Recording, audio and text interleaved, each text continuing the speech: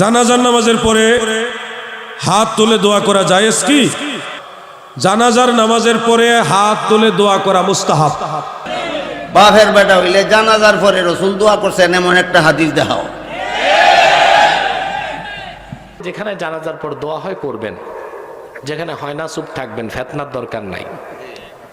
কিন্তু কোন মৌলী সাহেব যদি চ্যালেঞ্জ করে না জানাজার পর দাফনার আগে দোয়া চলবে না, এটা হারাম, এইটা আমি মানবো না। এখন দাফনের আগে দোয়া করণ যাইতো না, মৌলবী শুধু একটা দলিল দাও।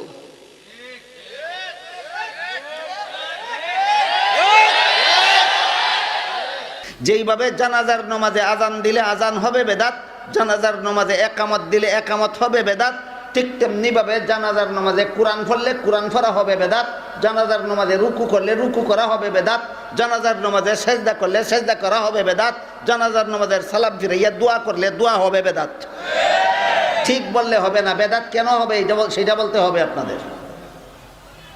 আমি একটা একটা করে আবার বলি, জানাজার নামাজে আজান দিলে বেদাত হবে কেন? নবীর তরিকায় নাই। জানাজার নামাজের জমাতের জন্য একামত দিলে একামত বেদাত হবে কেন? নবীর তরিকায় নাই। জানাজার নামাজে কোরআন তেলাওয়াত করলে তেলাওয়াত বিদাত হবে কেন? নবীর তরিকায় নাই। জানাজার নামাজে রুকু করলে রুকু বেদাত হবে কেন?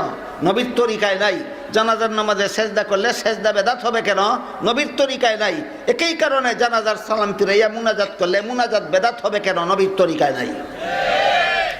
এই বিষয়গুলি না বুঝার কারণে কিছু যুক্তিবাদী আমাদের সমাজে আবির্ভাব হয়েছে। তারা বলে পাঁচ বেলার নামাজের সালাম ফিরাইয়া যদি মুনাজাত করতে পারি, জানাজার নামাজের সালাম ফিরাইয়া মুনাজাত করলে দোষ কি?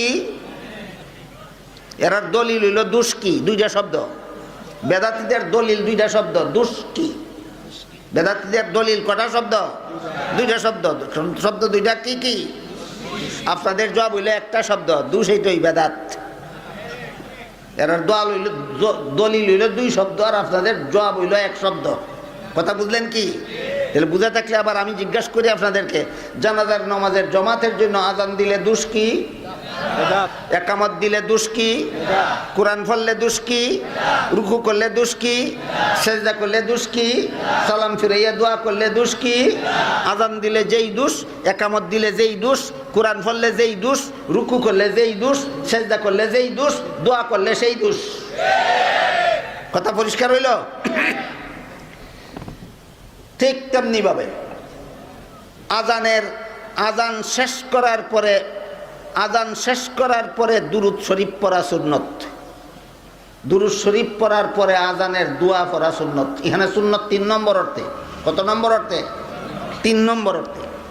আজান শুরু করার আগে দোয়া সুন্নত নয়, করলে দোষ কি? বুঝতে পারলেন কেন বেদাত?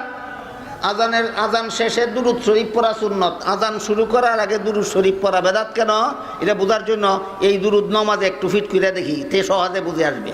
বলুন তো, নামাজ শেষে সালাম ফিরাবার আগে দুরূদ শরীফ পড়া সুন্নত কিনা?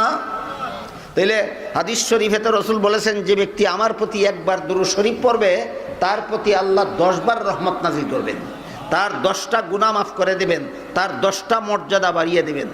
দুরূদ শরীফের হকিকত এটা স্বয়ং সম্পূর্ণ একটা বিষয়। এটা অন্তত 1.5 ঘন্টা আলোচনা করলে আমি আপনাদেরকে বুঝাতে পারবো দুরূদ শরীফের হাকিকত। আমাদের সমাজে যারা দুরূদ শরীফ নিয়ে বেশি বাড়াবাড়ি করে, বেশি চেঁচামেচি করে, এরা দুরূদ শরীফের হাকিকতই বুঝে না। আজকে সেই আলোচনার দিকে যাচ্ছি না, শুধু বলছি নামাজের শেষে সালাম ফিরাবার আগে দুরূদ শরীফ পড়া নবীর সুন্নত কিনা? সুন্নত। তাহলে দুরূদ শরীফের যেহেতু এত ফজিলত, রসুল বলেন একবার দুরূদ শরীফ পড়লে আল্লাহ 10 বার রহমত নাজিল করেন, 10টা গুনাহ মাফ করেন, 10টা মর্যাদা বাড়িয়ে দেন। তাইলে এত বড় ফজিলতের দুরূদ শুধু নামাজের শেষে পড়ব কেন? নিয়ত বান্দার পরে সুবহানাকা পড়ার আগে একবার দুরূদ শরীফ পড়লে দোষ কি? বেদাত। নামাজের শুরুতে দুরূদ শরীফ পড়লে দোষ কি? এই প্রশ্নের যেই জবাব, আজানের আগে দুরূদ শরীফ পড়লে দোষ কি, সেই প্রশ্নের একই জবাব। সেই প্রশ্নের একই জবাব।